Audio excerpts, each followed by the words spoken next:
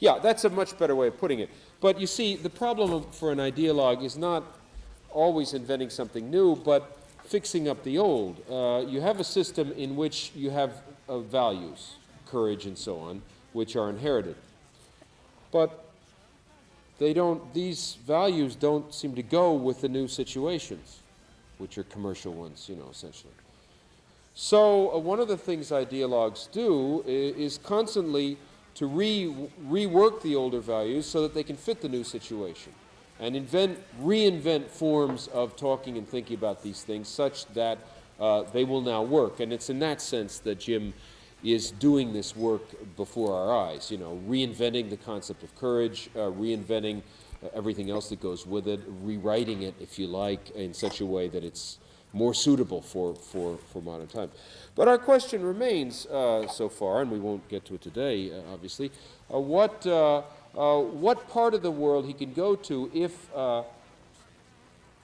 if this, what the content of this other part of the world is, or if this other narrative space is, that you go to when you leave the content of daily life behind. What would be there? The exotic, but that's even that needs to be specified. All right, let me give you another triple vision of things here. Page 20.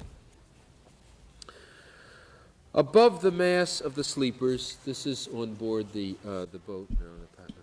A faint and patient sigh at times floated, the exhalation of a troubled sleep. These are the pilgrims sleeping. And short metallic clangs bursting out suddenly in the depths of the ship, the harsh scrape of a shovel, the violent slam of a furnace door exploded brutally, as if the men handling the mysterious things below had their breasts full of fierce anger. While the slim, high hull of the steamer went on evenly ahead without a sway of her bare mass, cleaving continuously the great calm of the waters under the inaccessible serenity of the sky. Now here is your Flaubertian triplication, if you like, but expanded beyond the Flaubert sentence, the three-part obligatory Flaubert way of making style. And these three parts now have become semi-autonomous, and each one seems to correspond to something that we want to notice about this book. I take the second clearest as the metallic clangs from the engine room. This is obviously the world of work, of which we're only going to get brief the sounds of the infrastructure, the sounds of production and of commerce and all of those things. They're the absolute underpinnings of this whole business. Stein is a trader. Jim's work is all of this shipping is entirely commercial and has to do with money and so on and so forth. We're in the great period of imperialism and all the rest of it. And so there is an infrastructure here of productive activity, which will only come through to us, however, in echoes, because that's going on down in the boiler room. Now, that's a dimension of the work which is being, by Conrad's own admission here, structurally repressed, which is to say not completely excluded, but buried somewhere underneath some other things. What are the other things? One of the other things, another part of the sentence, are the sleepers themselves. And I take that to be, for reasons you'll see, well, maybe you won't see in a minute, for reasons you'll see next time, but that we've already begun to sketch out, to be the level in which the story will be cast in terms of ethics. The sleepers represent religious belief, pilgrimage. They represent, therefore, that image of religion that we mentioned already in terms of Flaubert, the image that a secular society has of religion as an other to itself, but an other which would know, how can I say this, an indivisible unity of theory and praxis. That is, in religion, you are, the believers live a life which is not yet broken into the subjective and the objective, in which value is not outside the world, but in the world, immanent to it, even though we also sometimes tend to talk about religion in transcendent terms. But this image of religion in other people is an image of absolute immanence. For the pilgrims are the one bunch of people in this book for whom life is absolutely meaningful. and for whom meaning, in Lukács's terms in the theory of the novel, meaning is immanent to life. For everyone else, this is no longer the case. And for one reason or another, meaning is split from life. But for them, they are at the center of the book because they represent this kind of immanence. So they will be their part of this sentence indicates that one of the levels in which this narrative works and on which it draws will be a privileging of the whole theme of value.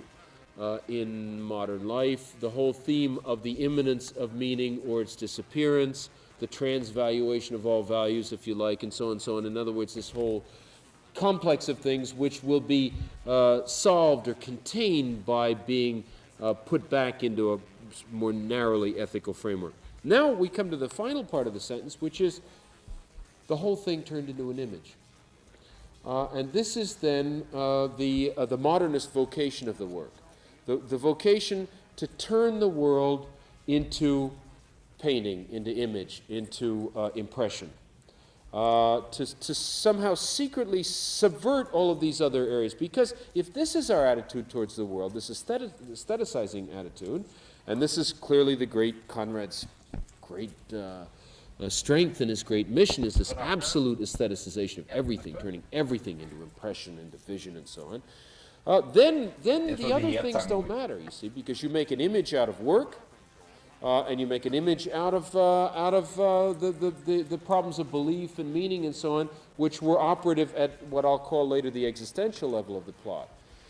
So there's several things going on here. You have a level of realism, which is somehow suppressed, and in which there is a kind of whole commercial description here, which we can talk about this as being part of the literature of imperialism, which talks about imperialism, talks about the British Empire and commerce and so on. We have a literature which will become, it isn't yet called that, which will become codified by the existentialists, and which will be one of the great solutions to plot and storytelling in our whole modern period. And finally, that's the whole problem of belief. Finally, we have a level of absolute modernism, in which neither of the other two obtains, and in which the vocation of art is purely perceptual, and in which its function is not to make meanings, not to talk about totalities or production, but only to yield images and to produce images. And this sentence, it seems to me, really shows the way in which Conrad's work is not a unity, is not an organic whole or anything, but is really an uneasy coexistence and superposition of these various things. And they're all going on at the same time at different rates. They're all temptations. They'll all later on break up and become different and become other things. So the modernist side will become modern poetry. The existentialist side of this will become